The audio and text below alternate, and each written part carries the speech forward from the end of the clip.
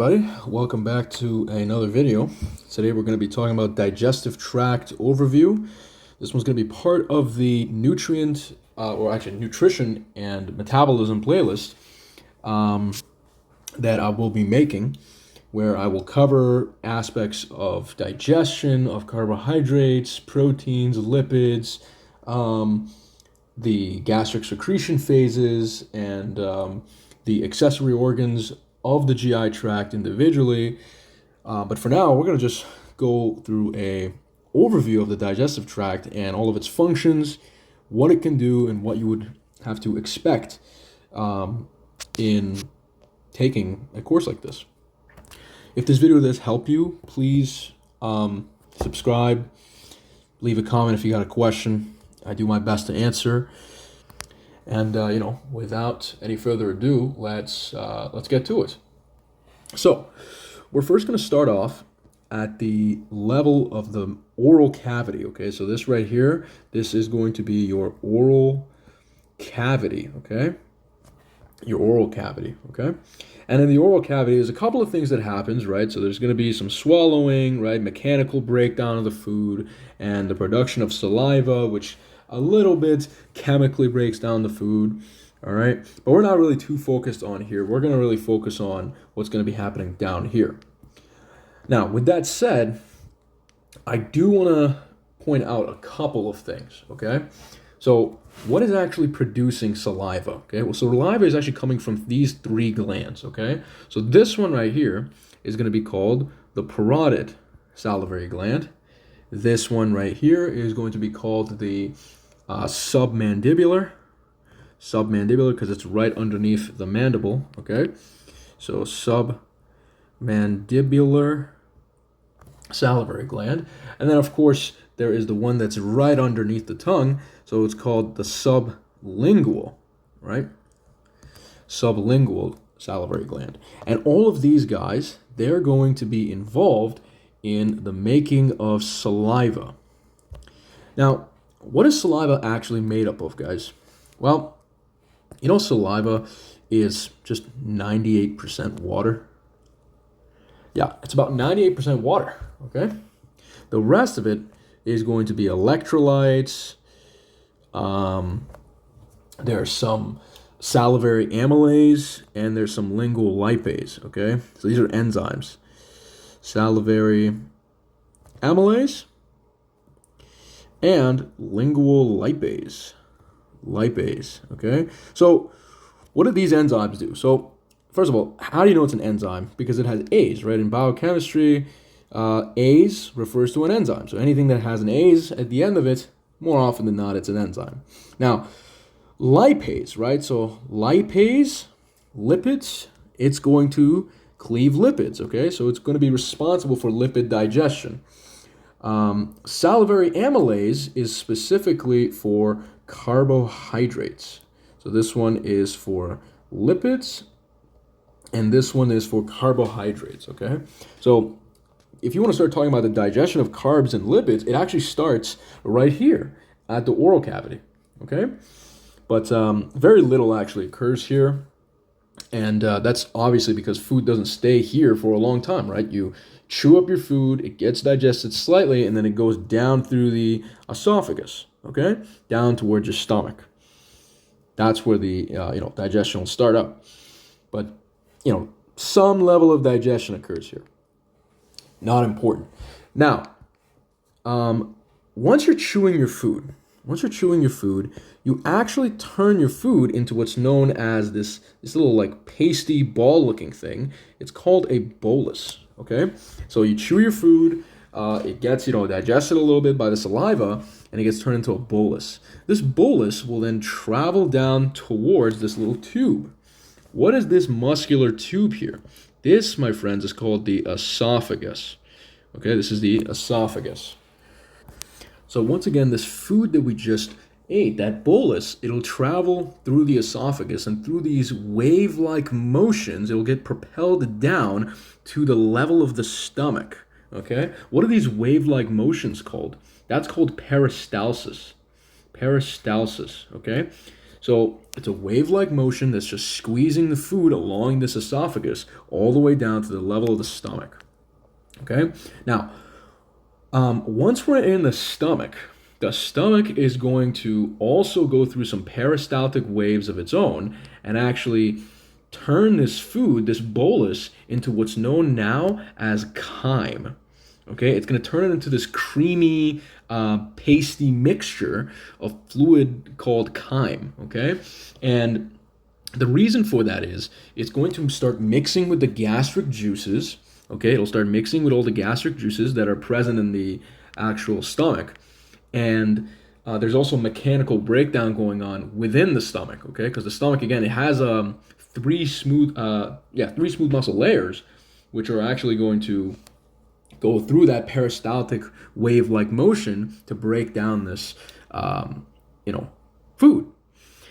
Now that we just produce this chyme, okay, this chyme will actually get pushed through this little sphincter here. We'll talk about what that's called later, into the duodenum. Okay, so the duodenum is the first portion of the actual small intestine. Okay, so if I were to give it a name here, this guy right here, this would be the duodenum or duodenum.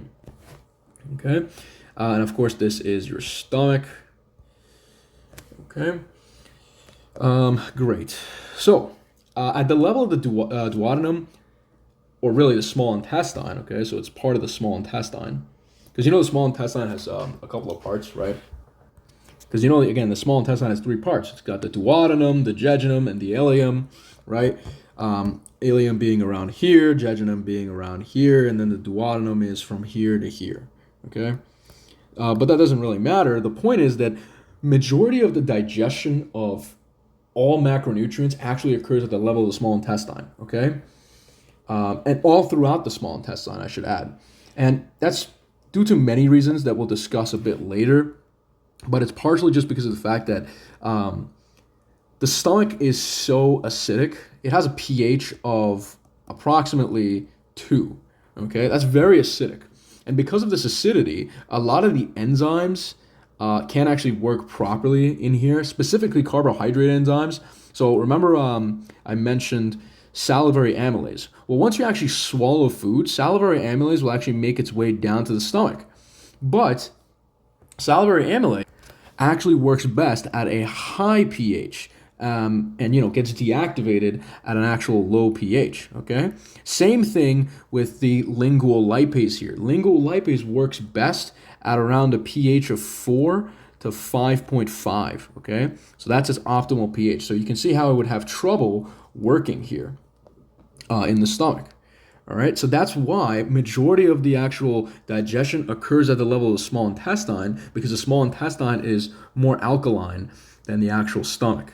Okay, all right, so let me get rid of all this. Okay, now there are other accessory organs here that are related to digestion of food, and they're very big in involvement. So, for example, the liver. There is the liver. There is also this yellow organ here. You can't see it nice in this view, but I have a different view of it later. This one's called the pancreas. This green organ here called the gallbladder. The gallbladder. And that's that. Okay. Now the rest of the GI tract, of course, involves the large intestine. Okay, which, by the way, actually encompasses the rectum and, of course, right here, the anus. Okay, now very little absorption actually occurs at the level of the large intestine, but specifically the large intestine, we're we're actually absorbing a whole lot of water and electrolytes.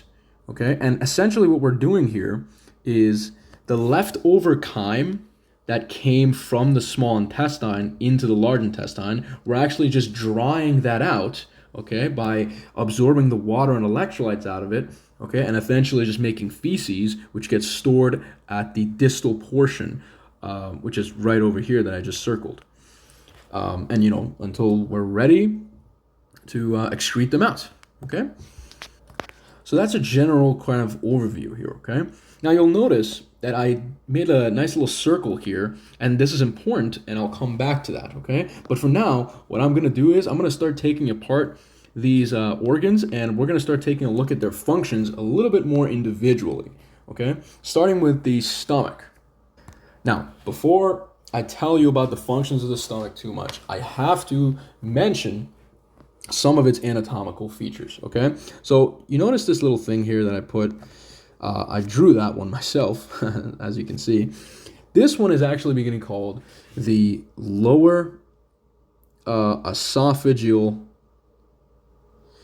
sphincter, okay? I can write that down right here, sphincter, okay? So if you guys know anything about sphincter, it's just a ring of smooth muscle here, okay, that when it constricts or contracts, it actually closes this lumen, okay, and when it relaxes, it actually opens up the lumen, okay? Now, you want this lower esophageal sphincter to be closed because when the stomach is producing hydrochloric acid, it's going to go bump up against this guy, and if this guy is open, okay, guess what's going to happen? You're going to get heartburn, okay? That acid will actually travel up towards the esophagus, okay? I don't know why it's called heartburn. The heart's not even involved in it, but, you know, that's just what it feels like, I guess.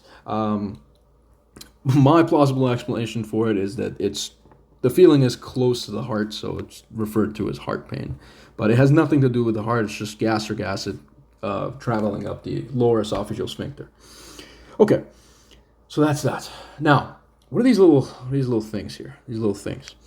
These guys are actually called the rugae of your stomach. Okay, and the rugae, they're very important. Okay, they actually allow for about 2 to 4 liters of food inside of the stomach when flattened. Okay? But regularly at rest, they allow for about 50 milliliters. They allow about 50 milliliters like this, but when food keeps entering the stomach, these rugae, they start to flatten out and expand the surface area of the stomach, and they're going to allow for 2 to 4 liters of food to actually occupy the stomach. That's pretty crazy, okay? Now, like I said, the stomach also has a smooth muscle layer. It actually has 3 layers. These are called the muscularis externa. So it has a longitudinal layer, longitudinal muscle layer.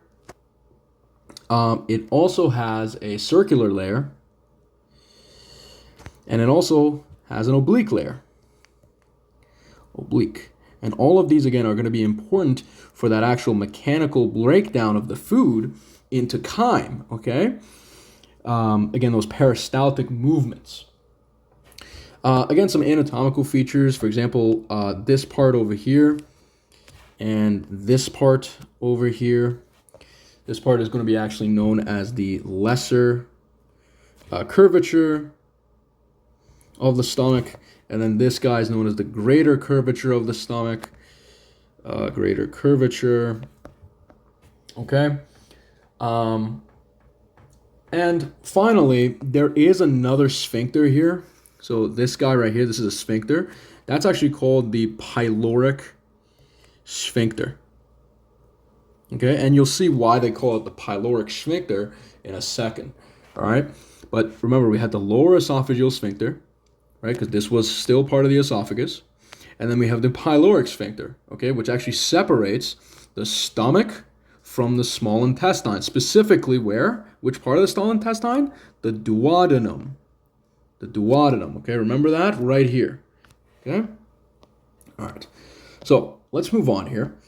There are other anatomical landmarks. You can actually split the stomach into a couple parts. So this entrance portion will actually be called the cardia. This top portion will be called the fundus.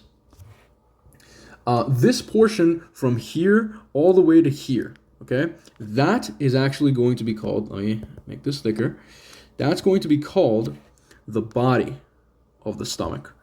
Sometimes you might see it be called the corpus, okay, so the body or the corpus. And then finally, this region over here is going to be called the antrum, okay? The antrum.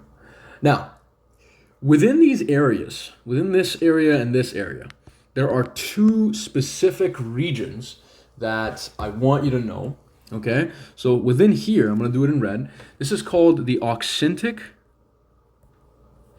mucosa, okay?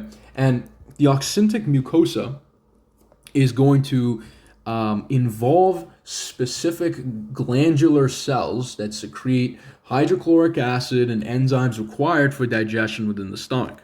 Okay, we'll get into it a bit more on this side here, but where you're going to find this oxyntic mucosa is going to be within the body and within the fundus of the stomach. Okay, so I'm going to find the oxyntic mucosa in the body of the stomach and in the fundus of the stomach. Okay, more so in the body though. Now, there is another region here, which is actually called the pyloric glands. Okay, so pyloric glands. And remember, I told you that this guy here was called the pyloric sphincter, and this should make sense why, because the pyloric glands is actually right here. Now, the pyloric glands is, again, only located in the antrum, okay? And within this area here, there are specific cells that are located in the gastric pits. If you don't know what gastric pits is, you will know it in a second once I introduce it in the image. But in this specific part of the antrum, okay, if I zoom in on this antrum microscopically, there's going to be little pits, okay? And those pits, if you go down into that pit, you're going to see specific cells. They're called endocrine cells. So they're going to be called, let me write it down. They're called enteroendocrine cells. There is another type. They're called enterochromaffin-like cells. Chromaffin cells. Sometimes they're called ECL for short, okay? But there are different types of enteroendocrine cells. There are D cells and there are G cells. The G cells actually release a specific hormone that's called gastrin, okay? The D cells release a hormone called actually there's no space there, let me write it here. It's called somatostatin, okay? Now, I'll tell you what each of these are responsible for.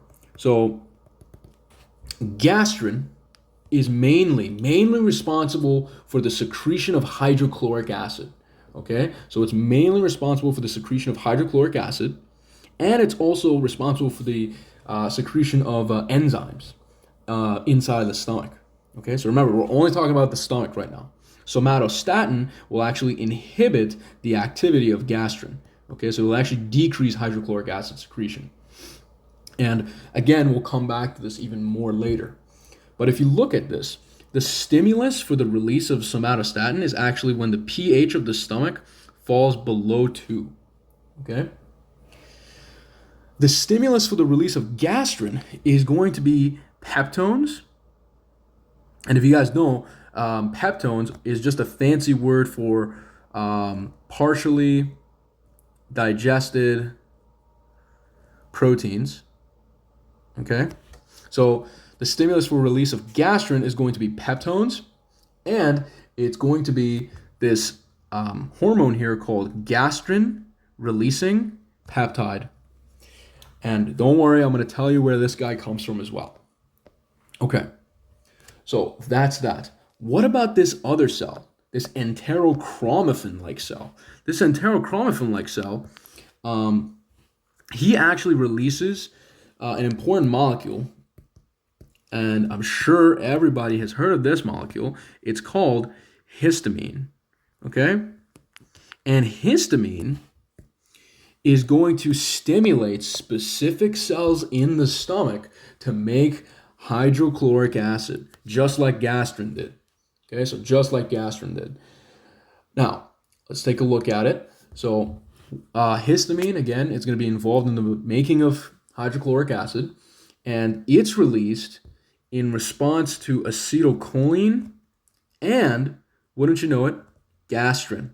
Okay, so gastrin can actually stimulate the release of histamine, but also acetylcholine from the parasympathetic nervous system can actually play a role here. Okay, now what does this all look like? What does this all look like here? What does this all look like over here? So I told you that if I take a chunk of this stomach and I actually zoom in on it, this is what I would see. So this is what I would see, okay? So this right here, this little hole, if you will, this is known as the gastric pits. Okay, so this is the gastric pits. Now, within this gastric pits, you're going to find a whole bunch of cells, a whole bunch of them, okay? This one here, let's say this one is going to be called a chief cell. A chief cell. And then this one here, this one is going to be called a parietal cell. A parietal cell, okay?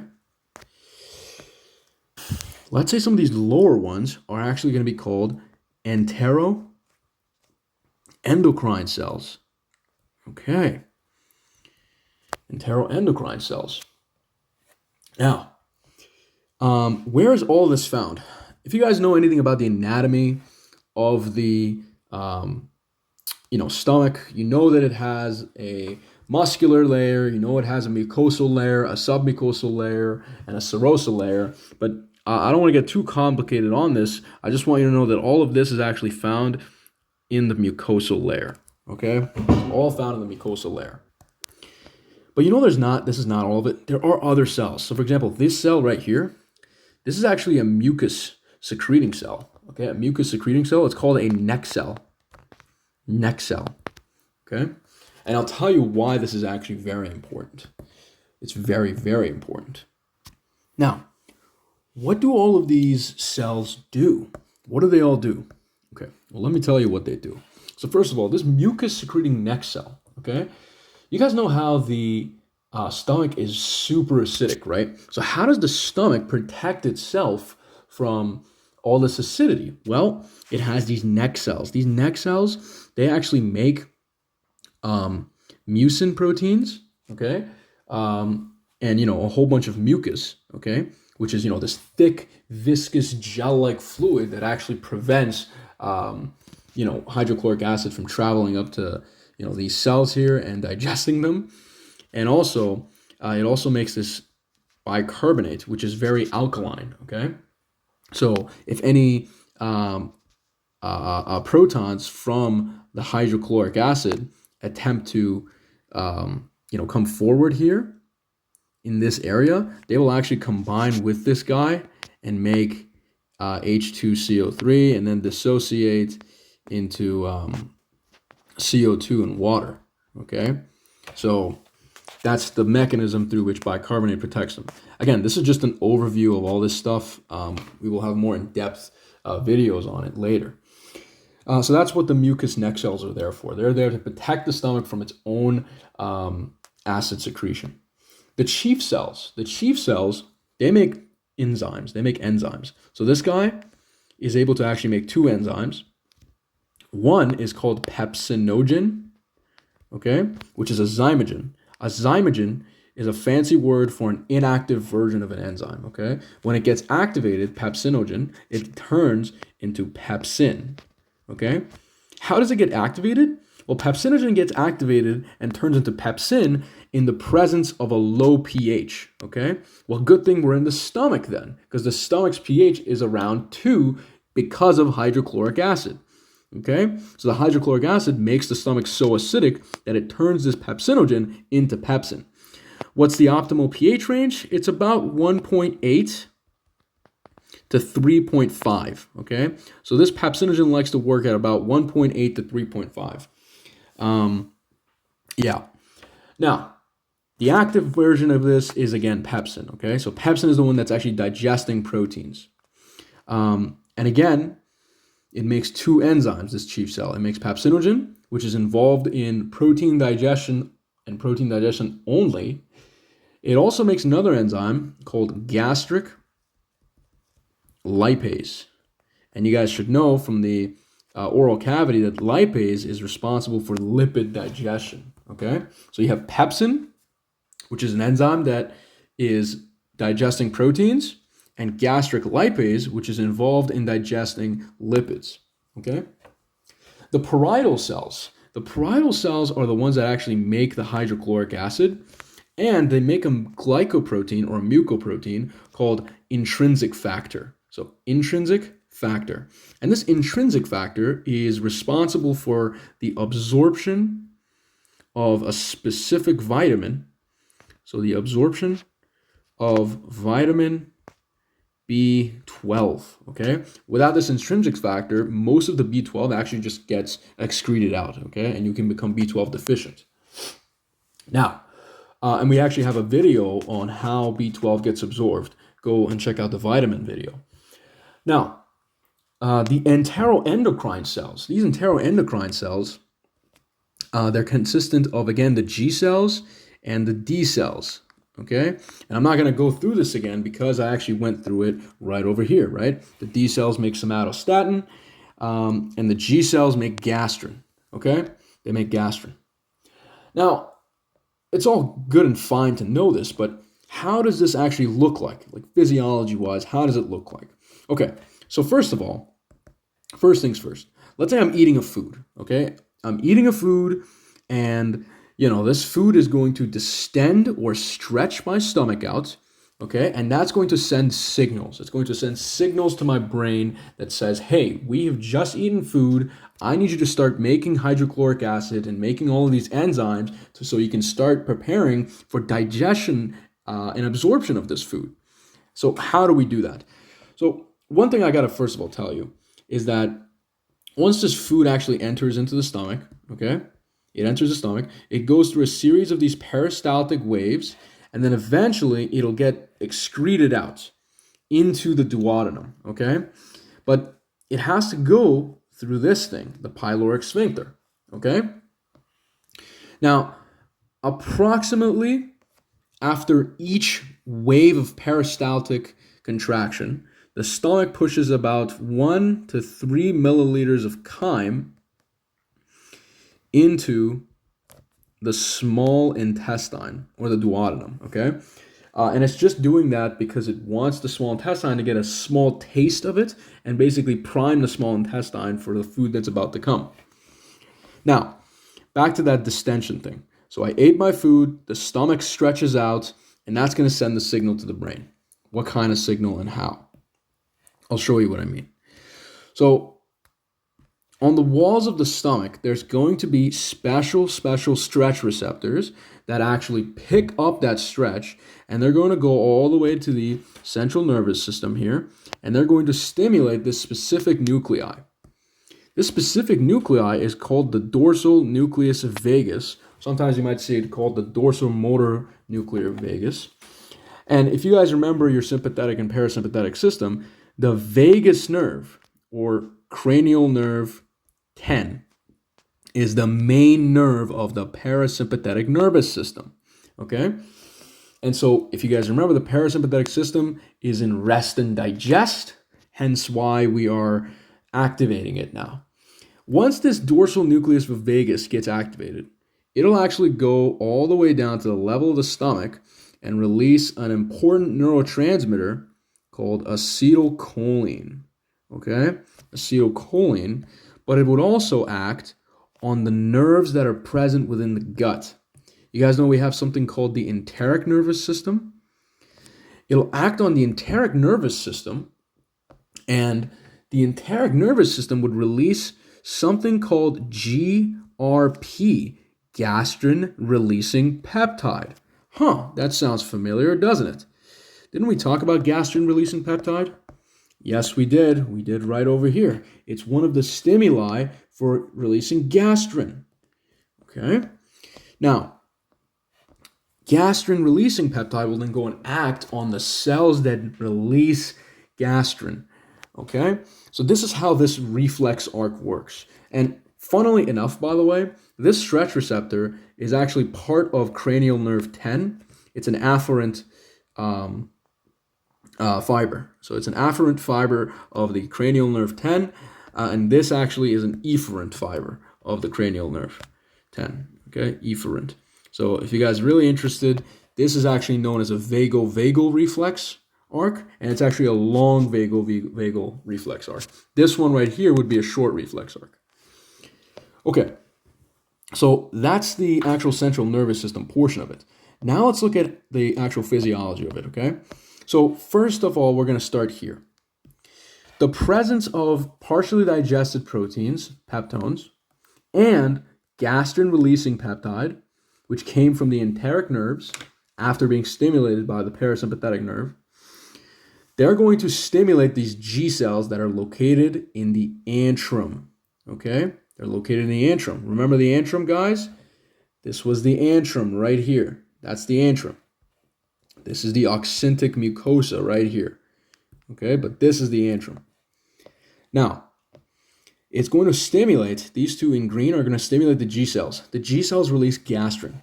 Gastrin, being a hormone, will travel in the blood and act on the parietal cells and the chief cells. Another name for the parietal and chief cells, by the way, the parietal cells can be called oxyntic, and the chief cell can be called zymogenic. Zymogenic, okay? But the gastrin will act on these parietal cells, guys, and make the parietal cells create hydrochloric acid.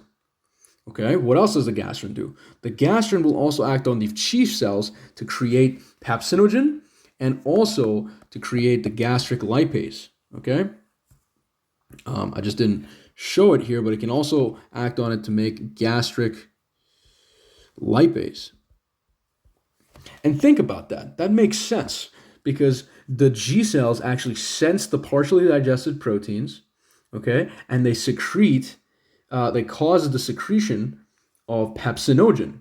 And pepsinogen, like I said, is involved in digesting proteins. Okay, so that makes sense. Now, the hydrochloric acid that was released by the parietal cells is going to again create an environment where pepsinogen can actually function optimally. Again, like I said, it functions best at a pH about 1.8 to 3.5. Okay. What else does this gastrin do? This gastrin will also cause the release of histamine from, remember, these enterochromaffin-like cells that are also located in the antrum. Additionally, acetylcholine that was released from the parasympathetic nerves, that's also going to cause the release of histamine. Both of these stimuli together will release histamine, and histamine acting through what's known as H2 receptors on the parietal cell will cause the release of hydrochloric acid again. Now, all of this excess release in hydrochloric acid might actually drop the pH less than 2. And if you guys remember, I said that a pH drop of less than 2 is actually a stimulus for the D cells. The D cells will, in response, secrete a hormone called somatostatin. Sometimes you see it abbreviated as SST. And that somatostatin will inhibit the G cells. If you inhibit the G cells, guys, you're not making gastrin. Gastrin's not going to stimulate the enterochromaffin-like cells to make histamine, and it's not going to stimulate the parietal cells to make hydrochloric acid, thus acting like a negative feedback loop. Okay? And then one last thing that I want to mention is that acetylcholine can also just act independently on the parietal cells to cause hydrochloric acid release. Okay, so far you need 3 stimuli for the release of hydrochloric acid, and that's going to be gastrin, histamine, and acetylcholine. Okay, if all 3 of those are present at once, you're going to get the most amount of hydrochloric acid release. Okay, so that's the actual physiology and the pathway behind all of that. Now let's go ahead and talk about the accessory organs that are present. And I'm telling you, these accessory organs are very, very important. So, first things first, let's get us oriented. Again, this right here is going to be the liver. Let me actually increase this. So this is the liver. This one here is the gallbladder. Actually, I'm not going to write all this down. I'm just going to say it. This is the liver, this is the gallbladder, this is the pancreas, this is the small intestine, and this is going to represent the portal vein, okay? If you guys remember your anatomy, the portal vein is what actually feeds back in towards the liver, okay? So the portal vein. Portal vein. Okay, so what is all of the function of this stuff? So first of all, let's talk about the liver. The liver, not only is it a super important organ when it comes to nutrient metabolism, which we'll cover in depth, but for the purposes of this video, the liver makes bile, okay? It makes bile. Makes bile. Some of you might not have heard of bile, but bile is actually just going to be a green, yellow liquid, okay? And it's consisting of, so it's a greenish yellow liquid, and it's basically composed or consisting of bile acids, some salts like sodium and potassium, cholesterol, this one's actually big, and phospholipids, okay? All right. There's other things here like certain pigments. I'm sure some of you guys must have heard of bilirubin. Bilirubin. It's actually tested for jaundice sometimes. And biliverdin. Okay, biliverdin. Okay, these are actually breakdown products of hemoglobin. Okay, so from hemoglobin metabolism. Hemoglobin metabolism. Okay, so these are breakdown products of hemoglobin metabolism. But the thing is that bile is just this greenish yellow alkaline solution, which is composed of bile acids, salts, cholesterol, again, big with the cholesterol, phospholipids, and all these pigments like bilirubin and biliverdin. You can think of bile as a sort of waste management system because we kind of dump a lot of stuff in here that we can't really metabolize all that well, okay? But one of the big and important functions of bile when it comes to nutrient digestion is, I'm going to write it in green here, bile is responsible for emulsifying fat. Emulsifying fat, okay? And you guys are probably thinking like, okay, what does that mean? You guys ever tried to, wash an oily pan just with water? You don't get to, get all of it out. So you start using some sort of dish detergent, okay? And that detergent will start emulsifying all of that oily stuff on the dish, and it'll make you get rid of it faster.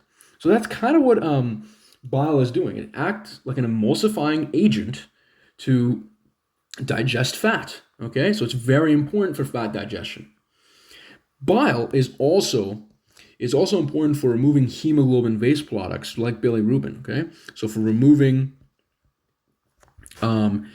hemoglobin waste products, okay? And the third function of bile, and this one is very important, is it's important for whole body cholesterol metabolism, okay? So whole body cholesterol metabolism, okay? And, the reason I'm saying this is because bile acids, okay? If you look at the structure of a bile acid, it actually consists, one of the precursors for making a bile acid is cholesterol. And bile also consists of cholesterol in and of itself, so free cholesterol. So I'll go ahead and drew it out here, but this is a basic structure of cholesterol, or a sterol in general. It has this steroid nucleus, we call it, okay? It's got this A, B, C, and D structure here, okay? And this is the backbone of cholesterol, and this also is the backbone of bile acids, okay? So we make bile acids from this, okay? So if you guys want to know, for example, there are primary bile acids, which involve your cholic acid, and your chenodeoxy, sorry about that, chenodeoxycholic acid. And these guys, okay, so cholic acid and chenodeoxycholic acid, these guys are just derived from cholesterol, okay? And so this is important because we don't actually have a way of metabolizing cholesterol in our body, so we don't have a way of actually degrading it down. The only thing we can do is either turn it into steroid hormones or turn it into bile acids or just put it into the bile for, recycling, okay? And so a lot of cholesterol in the bile getting reabsorbed has implications for whole body cholesterol metabolism, okay? So these are the three main functions of bile. And these are actually the primary bile acids that are actually found within our biliary system, okay? And by the way, these two actually make up about 80% of the total bile acids in the human body, okay? So 80% of total bile acids in the human body. But don't think that this is all of them, okay? In the liver, you can actually take these bile acids that you just made, you can put them in the bile, okay, in the biliary system, or you can actually conjugate them. You can conjugate them with amino acids like taurine and glycine. And the reason you would do this is to actually make them polar, okay? And the more polar they are, the better they are involved in fat digestion. Okay, so all you would do is actually just change the name here to taurochenodeoxycholic acid, taurocholic acid, glycocholic acid, glycochenodeoxycholic acid, and so on. Okay, so these are your primary bile acids. You can put them in the bile, or you can in the liver conjugate them with these amino acids to make, taurocholic, taurochenodeoxycholic, and so on. There are secondary bile acids, and those actually come from transformation of the primary bile acids by the intestinal bacteria. Okay, and if you guys want to know, like, those ones can include deoxycholic, and lithocholic acid. Okay, there are many more. Lithocholic acid. Okay, there's many more of these, but these are just the two most common ones. Okay. Now, either way, the liver makes bile. Okay, and we talked about what's in the bile, why is bile so important, and why it's important for fat digestion. Okay, and all that stuff. Okay, but the liver makes about 1,200 milliliters of bile per day. But the thing is, we can't actually, we can't use all of this bile in one sitting. Okay, so what we do is we have this organ here called the gallbladder, and the gallbladder, its sole purpose is to store bile. It's to store bile, okay? But unfortunately, it has a capacity of about 40 to 60 milliliters. So if we make 1,200 milliliters of bile in the liver, and this guy only has about 40 to 60 mLs of space, how does it store it? Well, what it's actually going to do is it has special mucosal cells, and those mucosal cells will actually start absorbing, the sodium, the chloride, the water, okay, and it's going to concentrate the bile. It'll concentrate the bile, and then it'll actually concentrate it 12 to 20 times more. 12 to 20 times more.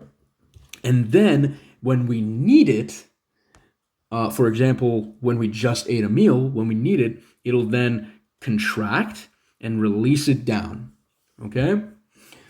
Where will it release it down into? Okay, this is where that piece of anatomy comes back in. So the liver is going to make the bile, and it's going to release it from this one right here. This is called the common hepatic duct. Okay, and then it'll get stored into the actual gallbladder. But the gallbladder has its own duct called the cystic duct. Okay, and the common hepatic duct and the cystic duct meet to actually join and create the common bile duct. The common bile duct.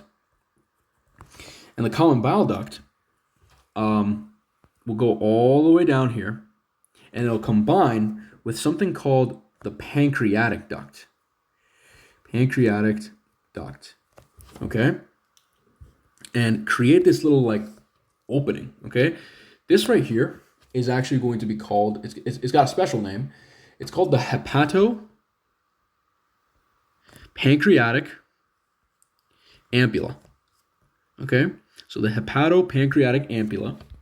And then they create this little, on top of that hepatopancreatic ampulla, there is an opening straight inside of the duodenum, right into the lumen. Right into the lumen. And I'll tell you why this is so important. Okay? I'll tell you why that's important. But there's this little red thing here. That red thing is a sphincter, and it has a special name. You can call it the hepatopancreatic sphincter, but in anatomy textbooks, it's usually called the sphincter of Oddi. Okay, so this is the sphincter of Oddi. Okay, nice. Now, again, there is some smooth muscle that is actually located around the gallbladder, and that just means that the gallbladder can contract. How does it contract? Well, it responds to the hormone CCK, cholecystokinin. And again, we'll talk about cholecystokinin a bit later, okay? But cholecystokinin can stimulate the contraction of this guy.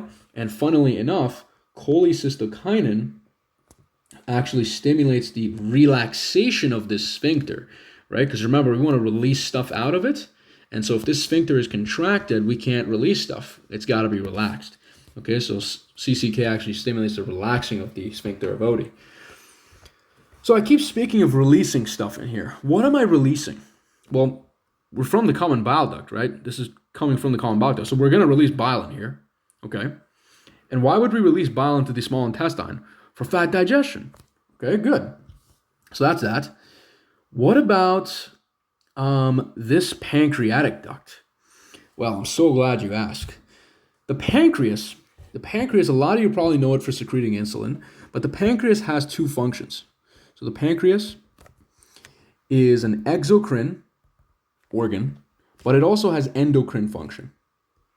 And that's primarily due to the cells that are located in it, okay? So this region of the pancreas is actually referred to as the acini, okay? It's referred to as the acini, and this region is referred to as the islets of Langerhans. The islets of Langerhans. Now, the islets of Langerhans consist of two cells, the alpha cells and the beta cells. The beta cells make insulin, and the alpha cells make glucagon. Okay, you guys know that insulin is released when there is too much glucose, and glucagon is released when glucose is gone. Okay? So that's how I like to remember it. Now, the acini actually has two cells, okay? So you notice how there's this little like tube? This is a duct, okay? And that duct is actually this big duct here, okay? It's this big duct here, okay? So the acini consists of two kind of cells. There are ductal cells, okay? And then there are the acinar cells.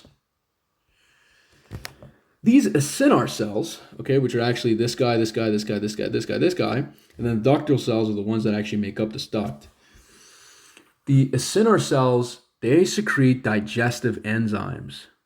And remember I said majority of the digestion occurs at the level of the small intestine? Well, that's what I meant here, okay? It's because of the pancreas.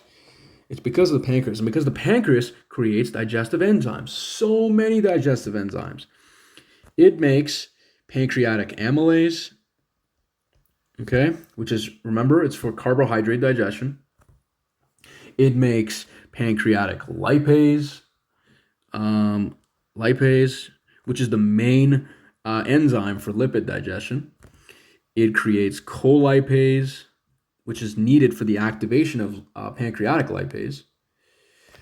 It also creates protein digesting enzymes like trypsin.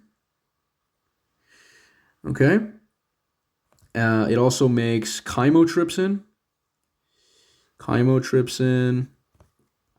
It also makes carboxypeptidase.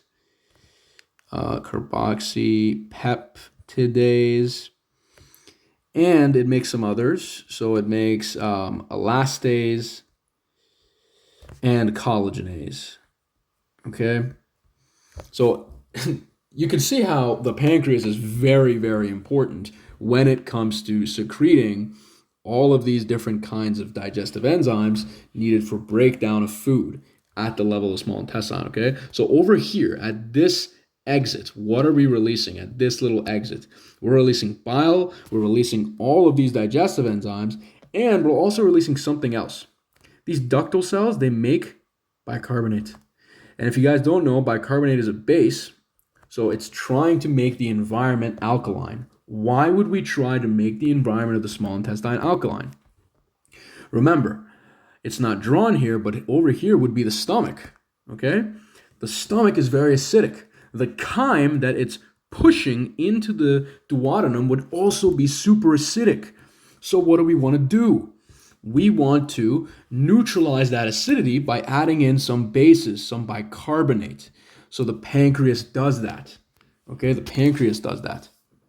Now, of course, there are some mucus-secreting cells on the small intestine itself, but the pancreas is one of the main things that helps with neutralizing that acidic chyme here.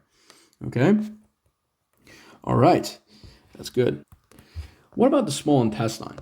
So, you know the small intestine actually has many cells? It's got many, many, many cells. Just like how the stomach had enteroendocrine cells, the small intestine has many enteroendocrine cells, and they secrete many things. So it has L cells, it has G cells, it has I cells, it's got K cells, S cells, and yeah. So what do all of these cells make? So L cells, they actually make a specific peptide here called glucagon-like peptide, okay? Or GLP, okay? And GLP, the release of GLP by these L cells is stimulated by the presence of nutrients, okay? Presence of nutrients. And it could be any types of nutrients. It could be bile acids, it could be fatty acids, it could be sugars, especially glucose, okay? And GLP-1, and alongside another hormone, GIP, they're called incretins. They actually increase the release of insulin, okay? Either way, we'll talk about that more when it comes to glucose homeostasis. So these G cells, as you would expect, the G cells actually make gastrin. But you're like, hey, Keon, you mentioned that there's G cells in the stomach, but now you're telling me there's G cells in the small intestine? Yes, exactly, okay? The gastrin that these guys make is a little bit different in amino acid structure as compared to the other gastrin, but it exerts the exact same function, okay? So gastrin. The I cells, these I cells, they make CCK, cholecystokinin. Remember I said cholecystokinin helps with the relaxation of the sphincter of Oddi so we can release bile and digestive enzymes. It also helps with the contraction of the gallbladder, which helps release the bile into this common bile duct. Yeah, CCK is very important. The K cells. The K cells make GIP. This guy has many names. Before it was called gastric inhibitory peptide. And now it's called glucose-dependent insulinotropic peptide. Hell of a name.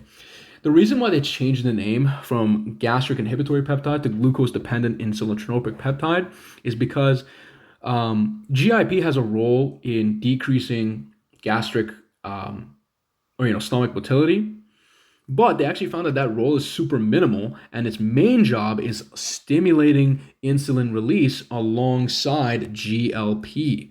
Okay, And again, we'll show that on the last slide. So that's that with GIP. There is finally these S cells, which actually make the hormone secretin, okay? Secretin. And secretin is actually released in the presence of, so again, secretin is secreted in the presence of low pH in the small intestine and the presence of peptones, which again are partially digested proteins. When it comes to CCK is actually produced in the presence of peptones and fats, and GIP is also made in the presence of nutrients. Okay, and I'm not going to talk about gastrin because I've already mentioned it, but if you want a refresher, gastrin was with the GRP, so the gastrin releasing peptide, and some peptones. Okay, all right. So that's all of these hormones, and we'll talk about some of their functions even more a little bit later, okay? But so that's going to be with all of this stuff. Now, I did mention the portal vein, but the only reason I put this here is because the portal vein is responsible for the uptake of this bile, okay? So the bile that gets released here will actually get uptaken in here. And by the way, majority of the actual nutrients that get released will go into the blood. Mainly sometimes into the portal vein, okay? So mainly they go into the portal vein. For example, when fats get digested, they get packaged into these things called chylomicrons, and then they'll go into the portal vein and get delivered into the liver, okay? But before they actually go into the portal vein, they have to go through the lymphatic system, okay? And I'll discuss that in a second. Now, the whole reason I put this here was because of the bile. So the bile, it gets recycled. And in fact, the bile that gets released here, 97% of it will get recycled through the portal vein back to the liver to get reused up again, okay? So you can, again, that bile that comes out here, you can actually take that bile and the bile acids in it, okay? And you can conjugate them, and then you can secrete them back into the system again. Or you can take the free cholesterol that was actually in the bile and turn that into bile acids, right? But you can see how it's so important for cholesterol metabolism, because you're basically not excreting anything here. You're just recycling, right? So 97% of the bile gets reabsorbed here, and only 3% gets excreted, okay? With regards to the free cholesterol that's inside of the bile, 50% of that gets recycled as well, and only 50% gets excreted, okay? And that's actually at the level of the jejunum, not the duodenum. Now, just to take a closer look at the small intestine and a little bit of its anatomy. So the small intestine here, it has these little folds, okay? It has circular folds, that's what we call them. Circular folds. Sometimes you might see them called plicae circularis. That's also what that's called. But if I actually take a zoom in on these folds, I'm going to see a couple of things. I'm going to see these like little finger-like projections here, okay? And this guy here, this is known as a villi. Okay, this is a villi. These villi are actually made up of multiple cells here, okay? The main one being in the enterocytes, okay? So if I zoom in on this villi, I actually see these cells. This one being called an enterocyte, okay? Enterocyte. These blue guys are called goblet cells. Goblet cells. Remember I said that the small intestine needs to be alkaline and the pancreas secretes bicarbonates to neutralize the acidic chyme? Well, the goblet cells, they create mucus. They create mucus, which helps, neutralize that acidity, okay? Okay, now these enterocytes, if you look at the enterocytes, on top of them, they're going to have these little small finger-like projections. And those, my friends, are going to be called microvilli. Microvilli. So remember, we had villi, and then we had microvilli. Okay? And these microvilli, okay, or actually these enterocytes, if I actually zoom in on a single enterocyte, here's what it's going to look like. Okay? It's going to have this microvilli here. And on the surface of this microvilli, you're going to see studded a whole bunch of these protein enzymes, okay? You know what we call that? This is called the microvilli brush border enzymes. Microvilli brush border enzymes and transporters. Okay, so there's protein channels or transporters, and there's enzymes over here for specific nutrients, okay? And we'll discuss those when we actually reach macronutrient digestion and absorption, okay? Because we're going to do a video on each one of those. Now, you can see that underlying each of these guys is going to be a lymphatic drainage. So here is a lymph vessel. And here's going to be your venule and your arterial, making a capillary bed, okay? So capillary bed. And these lymph nodes actually branch out into these specialized lymphatic vessels called lacteal, okay? Lacteal. Now, here's the thing. Why is there a lacteal and a capillary bed? Well, the capillary bed actually is for the absorption of nutrients like proteins and carbohydrates, okay? These guys can easily dissolve in water or in liquids, whereas fats actually have they have a problem with that. So what's going to happen is these guys are going to get packaged into what's known as a chylomicron, and these chylomicrons will then get transferred into the lacteal. Then the lacteal will eventually drain into the thoracic duct, which is a vein, okay? And then these fats will rejoin the circulation, okay? But first they got to go through this lacteal and lymph vessel, okay? So that's why these guys actually exist. And this is, again, the anatomy of that small intestine.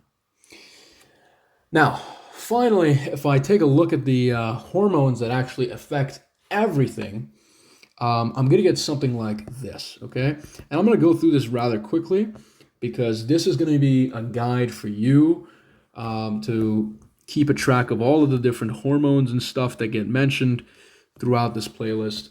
But we'll dive more into their function later. So remember I said, let's make this lighter.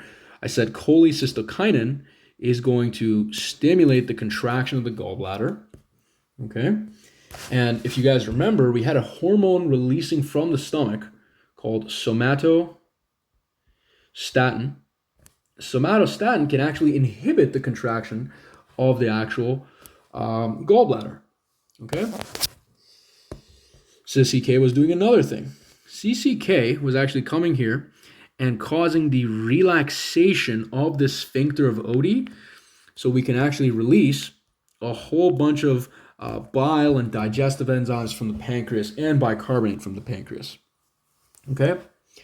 Speaking of the pancreas, there's many hormones that actually cause the release of these pancreatic secretion. Okay? So cholecystokinin stimulates the release of digestive enzymes. Okay? There are neuropeptides, meaning these are peptides that actually come from the enteric nervous system.